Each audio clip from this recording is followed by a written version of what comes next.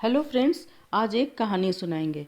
ये कहानी है हिंदुस्तान के एक छोटे से किसान के जीवन की। छोटे छोटे गांव के किसानों के जीवन के यथार्थ से बहुत से लोग अनभिज्ञ रहते हैं।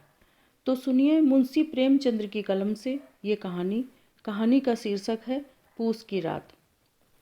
हल्कू किसान है, मुन्नी उसकी पत्नी और झबरा उसका कुत्ता है। हल्कू ने आकर स्त्री से कहा, सहना आया है, लाओ तो रुपए जो रखे हैं उसे दे दूं, किसी तरह गला तो छूटे। मुन्नी झाड़ू लगा रही थी, पीछे फिरकर बोली, 3 ही रुपए हैं, दे दोगे तो कंबल कहाँ से आवेगा? माघ पूस की रात हार में कैसे कटेगी?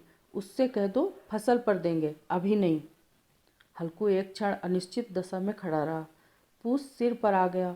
कम्बल के बिना हार में रात को वो किसी तरह नहीं जा सकता, मगर सहना मानेगा नहीं। घुड़कियाँ जमावेगा, गालियाँ देगा, बला से जाड़ों में मरेंगे, बला तो सिर से टल जाएगी। ये सोचता हुआ वो अपना भारी भरकम डील लिए हुए, जो उसके नाम को झूठ सिद्ध करता था, स्त्री के समीप आ गया और खुशामद करके बोला, ला दे दे, गला तो छूटे, कंबल के लिए कोई दूसरा उपाय सोचूंगा। मुन्नी उसके पास से दूर हट गई और आंखें तरेरते हुए बोली, कर चुके दूसरा उपाय, जरा सुनूं तो, कौन उपाय करोगे? कोई खैरात में देगा कंबल? न जाने कितना बाकी है, जो किसी तरह चुकने ही नहीं आता। मैं कहती हूँ तुम क्यों नहीं खेती छोड़ देते, मर कर काम करो, उपज हो तो बाकी दे दो। चलो छुट्टी हुई, बाकी चुकाने के लिए ही तो हमारा जन्म हुआ है। पेट के लिए मजूरी करो, ऐसी खेती से बाज आए। मैं रुपए ना दूंगी।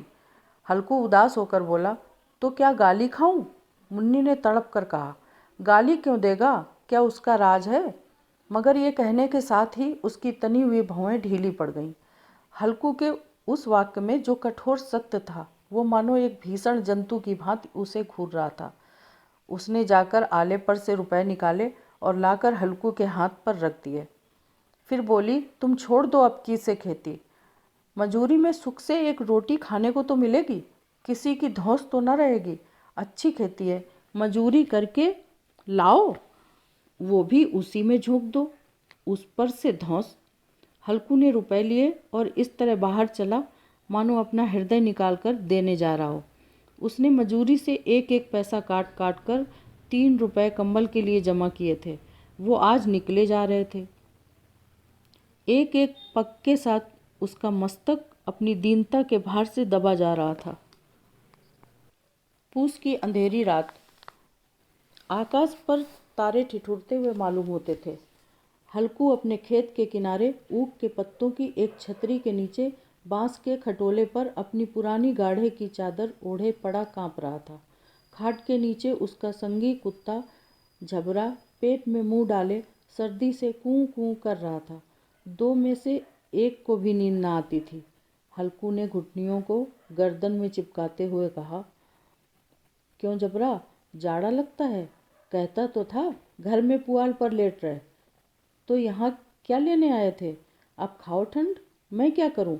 जानते थे मैं यहाँ हलवा पूरी खाने आ रहा हूँ, दौड़े दौड़े आगे आगे चले आए, अब रो नानी के नाम को। जबरा ने बड़े बड़े दुम हिलाई और अपनी कूं कूं को दीर्घ बनाता हुआ एक बार जम्हाई लेकर चुप हो गया। उसकी स्वान बुद्धि ने शायद ताड़ लिया, स्वामी को मेरी कूं कूं से नींद नहीं आ रही है। हल्कू ने हाथ निकालकर जबरा को ठंडी पीठ सहलाते हुए कहा, कल से मत आना मेरे साथ, नहीं तो ठंडे हो जाओगे। ये पछुआ न जाने कहाँ से बर्फ लिए आ रही है। उठूं, फिर एक चिलम भरूं, किसी तरह रात तो कटे। 8 चिलम तो पी चुका। ये खेती का मजा है। और एक एक भगवान ऐसे पड़े हैं जिनके पास जाड़ा जाए तो गर्मी से घबरा कर भागे। मोटे मोटे गद्दे, लिहाफ, कंबल, मजाल है जाड़े का गुजर हो जाए। तकदीर की खूबी है, मजूरी हम करें, मज़ा दूसरे लूटें। हल्कू उठा, गड्ढे में से जरा सी आग निकालकर चिलम भरी। झबरा भी उठ बैठा। हल्कू ने चिलम पीते हुए कहा, पिएगा चिलम? जाड़ा तो क्या जाता है, हाँ जरा मन बदल जाता है। जबरा ने उसके मुंह की ओर प्रेम से छलकती हुई आंखों से देखा। हल्कू, आज और जाड़ा खा ले। कल से मैं यहाँ पुआल बिछा दूंगा, उसी में घुस कर बैठना, तब जाड़ा ना लगेगा। जबरा ने अपने पंजे उसकी घुटनियों पर रख दिए और उसके मुंह के पास अपना मुंह ले गया। हल्कू को उसकी गर्म सांस लगी। चिलम पीकर हल्कू फिर लेटा और निश्चय करके लेटा कि चाहे कुछ हो, अब की सो जाऊंगा। पर एक ही क्षण में उसके हृदय में कंपन होने लगा। कभी इस करवट लेटता, कभी उस करवट, पर जाड़ा किसी पिशाच की भांति उसकी छाती को दबाए हुए था। जब किसी तरह न रहा गया तो उसने जबरा को धीरे से उठाया और उसके सिर को थपथपाकर उसे अपनी गोद में सुला लिया। कुत्ते की देह से जाने कैसी दुर्गंध आ रही थी, पर वो उसे अपनी गोद से लिपटाए हुए ऐसे सुख का अनुभव कर रहा था जो इधर महीनों से उसे न मिला था। जबरा शायद समझ रहा था कि स्वर्ग यही है, और हल्कू की पवित्र आत्मा में तो उस कुत्ते के प्रति घृणा की गंध तक न थी। अपने किसी अभिन्न मित्र या भाई को भी वो इतनी तत्परता से गले न लगाता। वो अपनी दीनता से आहत न था जिसने आज उसे इस दशा को पहुंचा दिया। नहीं, इस अनोखी मैत्री ने जैसे उसकी आत्मा के सब द्वार खोल दिए थे और उसका एक एक अणु प्रकाश से चमक रहा था। सहसा जबरा ने किसी जानवर की हाट पाई। इस विशेष आत्मीयता ने उसमें एक नई स्फूर्ति पैदा कर दी थी, जो हवा के ठंडे झोंकों को तुच्छ समझती थी। वो झपट कर उठा और छतरी से बाहर आकर भूंकने लगा। हल्कू ने उसे कई बार चुमकार कर बुलाया, पर वो उसके पास न आया। हार में चारों तरफ दौड़ दौड़ कर भूंकता रहा। एक क्षण के लिए आ भी जाता तो तुरंत ही फिर दौड़ता। कर्तव्य उसके हृदय में अरमान की भांति उछल रहा था। 1 घंटा और गुजर गया। रात ने शीत को हवा से धतकाना शुरू किया। हल्कू उठ बैठा और दोनों घुटनों को छाती से मिलाकर सिर को उसमें छुपा लिया। फिर भी ठंड कम न हुई। ऐसा जान पड़ता था सारा रक्त जम गया है, धमनियों में रक्त की जगह हिम बह रही है। उसने झुककर आकाश की ओर देखा। अभी कितनी रात बाकी है? सप्तर्षि अभी आकाश में आधे भी नहीं चढ़े। ऊपर आ जाएंगे तब कहीं सवेरा होगा। अभी पहर से ऊपर रात है। हल्कू के खेत से कोई एक गोली के टप्पे पर आमों का एक बाग था। पतझड़ शुरू हो गई थी। बाग में पत्तियों का ढेर लगा हुआ था। हल्कू ने सोचा, चलकर पत्तियां बटोरूं और उन्हें जलाकर खूब तापूं। रात को कोई मुझे पत्तियां बटोरते देखे तो समझे कोई भूत है, कोई जाने कोई जानवर ही छिपा बैठा हो। मगर अब तो बैठे नहीं रहा जाता। उसने पास के अरहर के खेत में जाकर कई पौधे उखाड़ लिए और उनका एक झाड़ू बनाकर हाथ में सुलगता हुआ उपला लिए बगीचे की तरफ चला। जबरा ने उसे आते देखा तो पास आया और दुम हिलाने लगा। हल्कू ने कहा, अब तो नहीं रहा जाता सब जबरू, चलो बगीचे में पत्तियां बटोर कर तापें। टाँटे हो जाएंगे तो फिर आकर सोएंगे, अभी तो बहुत रात है। जबरा ने कूं कूं करके सहमति प्रकट की और आगे बगीचे की ओर चला। बगीचे में खूब अंधेरा छाया हुआ था और अंधकार में निर्दयी पवन पत्तियों को कुचलता हुआ चला जाता था। वृक्षों से ओस की बूंदें टप टप नीचे टपक रही थीं। एकाएक एक झोंका मेहंदी के फूलों की खुशबू लिए हुए आया। हल्कू ने कहा, कैसी अच्छी महक आई जबरू, तुम्हारी नाक में कुछ सुगंध आ रही है। जबरू को कहा, कहीं जमीन पर एक हड्डी पड़ी मिल गई थी, उसे चिचोड़ रहा था। हल्कू ने आग जमीन पर रख दी और पत्तियां बटोरने लगा। जरा देर में पत्तियों का ढेर लग गया। हाथ ठिठुरे जाते थे, नंगे पांव गले जाते थे और वो पत्तियों का पहाड़ खड़ा कर रहा था। इसी अलाव में वो ठंड को जलाकर भस्म कर देगा। थोड़ी देर में अलाव जल उठा।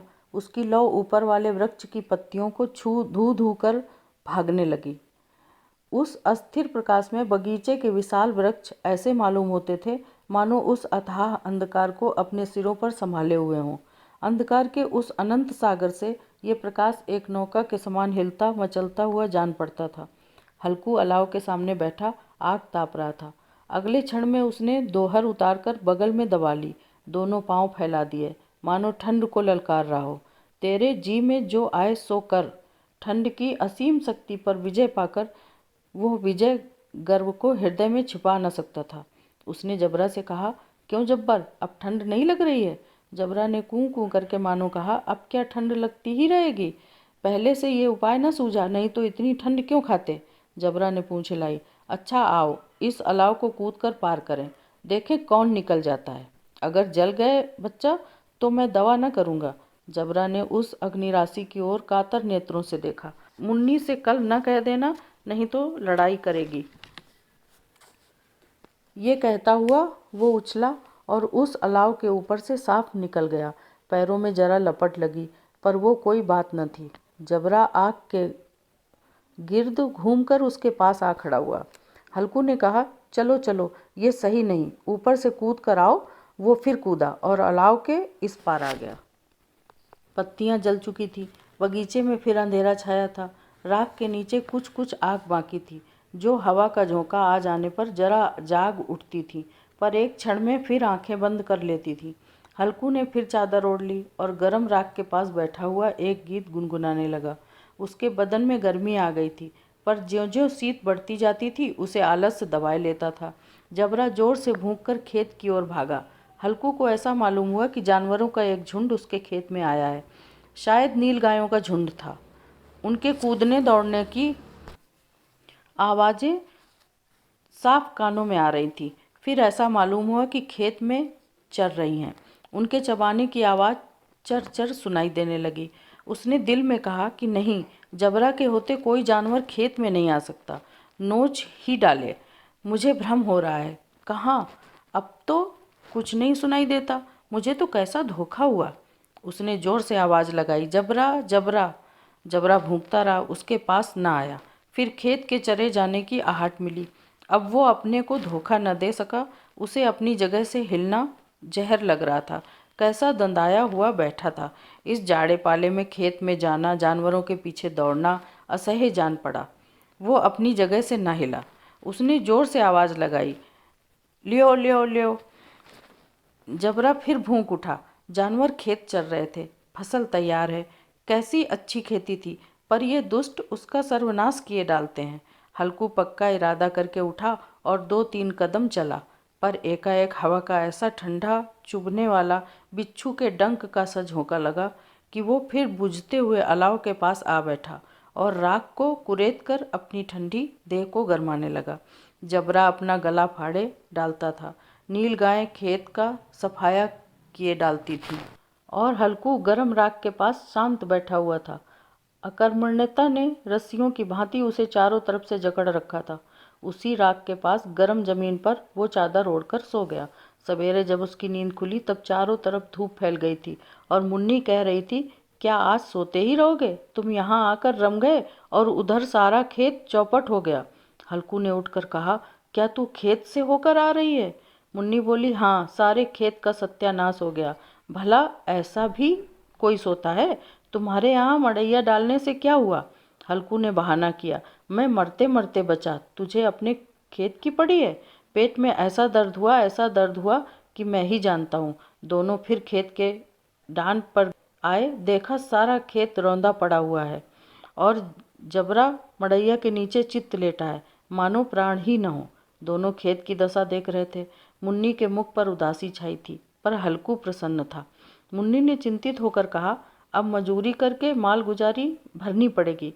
हल्कू ने प्रसन्न मुख से कहा, रात को ठंड में यहाँ सोना तो न पड़ेगा।